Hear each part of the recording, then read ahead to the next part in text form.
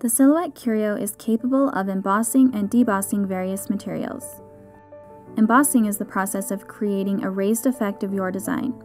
Debossing is the process of creating a recessed relief of your design in the material. For this example, we'll be embossing and debossing a design onto an envelope. Remember that results will vary depending on materials used. In this case, we want a platform setting of 5 mm. Place both 2 mm spacing platforms onto the base and use the small plastic snaps to secure the embossing mat on top of the platforms.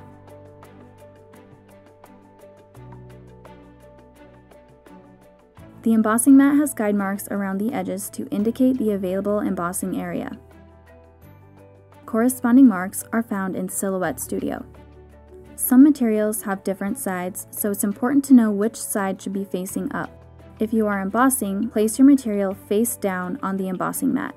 If you are debossing, place your material face up on the embossing mat. Load the embossing tool into the left-hand tool holder. Put the envelope on the embossing mat. Load the base into the curio, then open your design in Silhouette Studio. At the top of the embossing menu, you can click on either the Deboss or Emboss option. This setting will apply to the entire document and is not object-specific. When Deboss is selected, your job will be processed as it is viewed on screen. The action of the embossing tool pressing down onto your material will create a recessed relief of the image. When Emboss is selected, your job will be flipped horizontally when processed so that the result will be a raised image.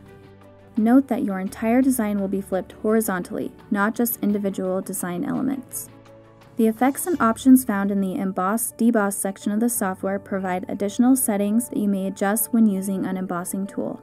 An effect can be selected to fill in any image with an embossing pattern. To apply an embossing effect, select your image and then click on the desired effect. Spacing will control how compact or spread out the applied effect will appear. The angle option will control the applied angle of the selected effect. The spacing and angle options are dynamic and will automatically adjust when images are resized.